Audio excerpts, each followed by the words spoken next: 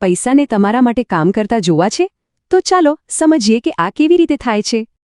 ઘણા લોકોને આવું જ લાગે છે, પણ ચિંતા નહીં, ચાલો આને એકદમ સરળ બનાવીએ. તો સૌથી પહેલા એ સમજીએ કે બચત અને રોકાણમાં મૂળભૂત તફાવત શું છે. જુઓ, બચત તમારા પૈસાને સાચવે છે, જ્યારે રોકાણ તેને સમય સાથે વધારે છે. રોકાણનો ખરો ખેલ રકમનો નથી પણ સમયનો છે. જેટલો લાંબો સમય એટલો મોટો ફાયદો.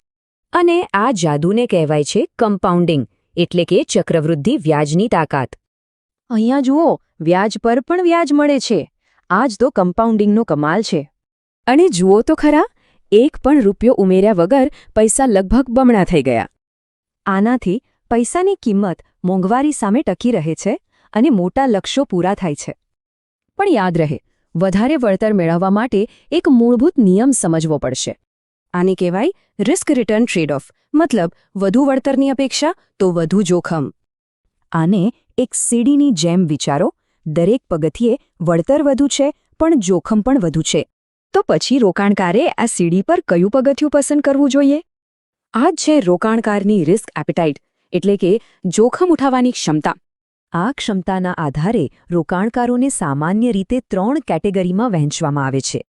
પણ કોઈ રોકાણકારની જોખમ લેવાની ક્ષમતા કઈ રીતે નક્કી થાય છે? એ નક્કી થાય છે નાણાકીય ધ્યેયો, રોકાણના સમયગાળા અને બજારના ઉતાર-ચઢાવથી. તો આ બધું ધ્યાનમાં રાખીને ચાલો શિસ્તબદ્ધ રોકાણ માટેનો એક રસ્તો જોઈએ, જેને કહેવાય છે સિસ્ટમેટિક ઇન્વેસ્ટમેન્ટ પ્લાન અથવા તો SIP. આ એક શિસ્તબદ્ધ રીત છે.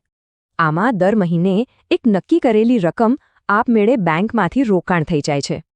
આનો મુખ્ય ફાયદો છે રૂપી કોસ્ટ એવરેજિંગ, જે બજારની અનિશ્ચિતતામાં મદદ કરે છે. એટલે કે જ્યારે બજાર નીચું હોય ત્યારે વધુ યુનિટ્સ અને ઊંચું હોય ત્યારે ઓછા યુનિટ્સ ખરીદાય. બસ, હવે રોકાણનો નકશો તો છે. તો પહેલું પગલું કયું હશે?